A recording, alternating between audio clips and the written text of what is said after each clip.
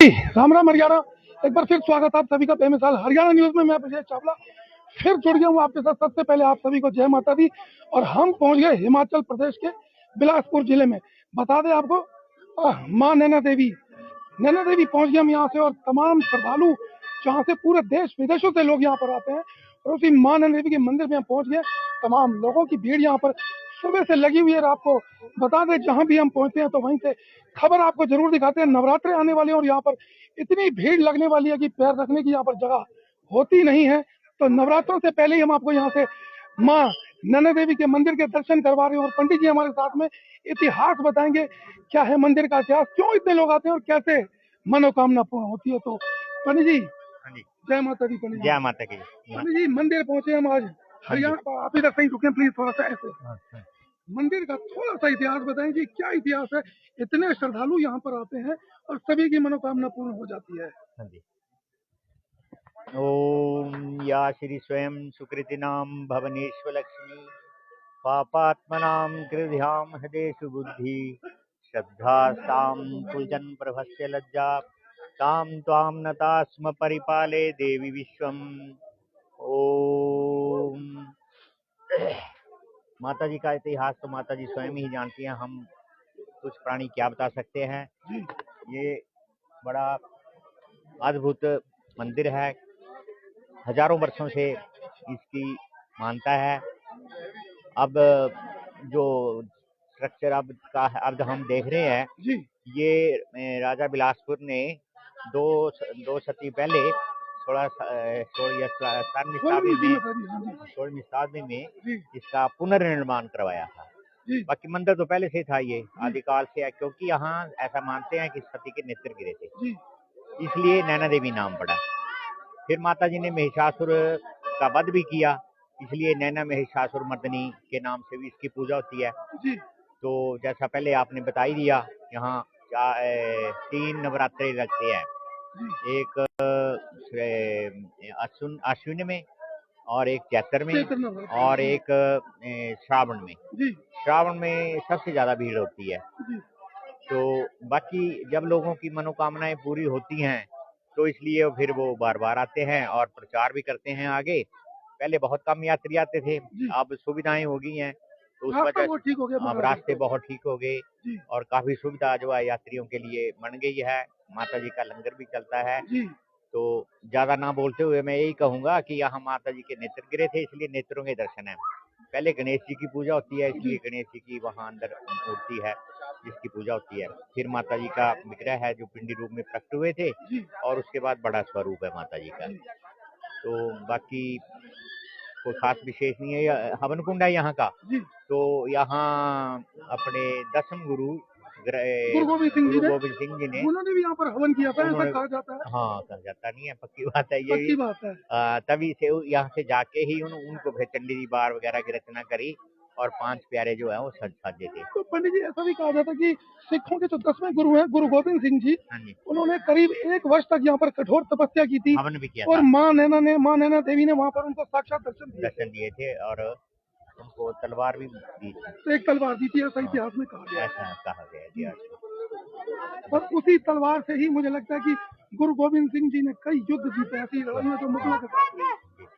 पर ये ऐसा कहा जाता है कि वर्ष में एक बार यहाँ पर ज्वाला जी आती हैं यहाँ पर नैना जी से मिलने। ये भी बात सत्य है? बिल्कुल, ये बात बिल्कुल सत्य है। आज भी जैसे कि ये सत्य है कि जो हवन कुंड है इसकी विभूति भी जो है ना, जब से हवन हो रहा है वो उठा के ऐसे बाहर नहीं करते, इसको प्रवाहित सारी इसी में समा जाती है। उसी तरह से जो ज्योतियों के दर्शन हैं वो भी साल में 1-2 बार हो जाते हैं। तो जो ऐसा मान्यता है कि ज्वाला जी माँ जो है वो नैना देवी माँ से मिलने आती हैं, और उसमें ऐसा होता है कि जो ज्वाला जी की ज्योतें हैं वो डिम पड़ जाती हैं। डिम हो जाती हैं, ये कई बार आदान प्रदान करके ऐसा होता है। इसलिए ये सिद्ध हो गया कि माता जी ही यहाँ आती हैं, ज्वाला के दर्शन होते हैं। एक बात भी, जैसे अभी आपने बताई, जो हवन कुंड है, ये जो यहाँ पर जितना भी हवन सामग्री होती है उठाई नहीं जाती, अपने आप समाहित हो जाती है, अंदर ही बीच में समाई होती है। कोई थोड़ी थोड़ी ले जाते हैं विभूति, विभूति के रूप में समाहित ले जाते हैं, बाकी उसमें समाती है। बस ये माँ की इस टाइम कृपा दिखती है। नवरात्रे आने वाले हैं, आपको पड़ा बहुत बड़ा मेला लगेगा जी यहाँ पर। हाँ, काफी रश होगा और इंतजाम भी अच्छा करता है ट्रस्ट, अब ट्रस्ट बन गया है। जी, कहाँ से लोग आ सकते हैं, चंडीगढ़ से या अनंतपुर साहब से, कैसा रास्ता एक बार बताएंगे दर्शकों को कि आसानी से माता की दर्शन कर सकें? मुख्य रास्ता जो है अनंतपुर से ही ठीक पड़ता है, अनंतपुर से कोलावड़ा टॉप होते हुए जी फिर ऊपर, वो पुराना रास्ता भी है और वो रास्ता अब अच्छा बन गया है, चौड़ी सड़कें हैं। तो बाकी ऊपर आके तो फिर बस स्टैंड से एक छोटा सा संशय है जी लोगों को, कोई लोग कहते हैं कि 51 सिद्धपीठ है, कोई कहता है 64 सिद्धपीठ है। हाँ। कितने सिद्धपीठ है जी? कुछ एक्चुअल कुछ बात ऐसी है या? सिद्धपीठ और शक्तिपीठ ये दो प्रकार के होते हैं। अच्छा। सिद्धपीठ वो होता है जहाँ तप करके देवता को प्रकट किया जाता है, तो उसको सिद्धपीठ कहते हैं। और शक्तिपीठ वो हैं जहाँ अपने पार्वती माता के सती रूप में जब उन्होंने वो यज्ञ में अपना शरीर को किया था, बस में सती कर दिया अपने आप को। हाँ, अपने आप को। तो फिर वो अंग उनके कट के जहाँ गिरे थे, क्योंकि उसकी कहानी ये ऐसी है, हमने जो पढ़ी है या सुनी है वो है कि जब सती ने अपना शरीर को त्याग दिया था, योगाग्नि से, हाँ, योगाग्नि से अपने शरीर को भस्म करना शुरू कर दिया, तो भगवान शंकर को मोह हो गया अपनी, क्योंकि उनकी धर्मपत्नी थी वो, तो उन्होंने फिर त्रिशूल पे उठाकर वो तांडव नृत्य शुरू कर दिया था। तांडव नृत्य उस समय करते हैं भगवान शंकर जब सृष्टि का विनाश होना, लेकिन वो अभी समय आया नहीं था। तो सृष्टि के जो रक्षा करने वाले हैं वो हैं भगवान विष्णु, पालन वो करते हैं। तो उन्होंने देखा कि ये तो गलत काम हो रहा है, अभी तक तो समय आया नहीं है, इसलिए उन्होंने देखा कि क्या बात है ये, क्यों शंकर जी इतने हुए हैं। वो समझ गए कि अब मोह है उनको उसमें और उस वजह से हो रहा है, तो फिर उन्होंने सुदर्शन चक्र छोड़ा था, उससे फिर वो सती के अंग कट के गिरे। तो जहाँ पर गिरे वो उस जगह का वो नाम पड़ गया शक्ति, उसको शक्तिपीठ कहा जाता है। पंडित जी क्या नाम है जी आपका? मेरा नाम राजेश है। राजेश जी हैं यहाँ पर। पंडित जी, यहाँ बता दूं आपको, जो बहुत बड़ा इतिहास मां नैना देवी का इन्होंने बताया, और सिद्धपीठ और शक्तिपीठ में लोगों को सच बताऊं तो अंतर ही नहीं पता, मुझे भी नहीं पता था सच बताऊं तो सिद्धपीठ क्या होता है और शक्तिपीठ क्या होता है, उनका भी अंतर इन्होंने बड़े आराम से और प्रेम से बताया। तो बता दूं आपको, हम लोग मौजूद है हिमाचल प्रदेश में और सिद्धपीठ मां नैना देवी के मंदिर में हम पहुंचे। शक्तिपीठ मंदिर में पहुंच गए हम, यहाँ पर आपको दर्शन करवा रहे हैं हम यहाँ पर, और नवरात्रों से पहले यहाँ पर दर्शन करवा दिए हमने आपको।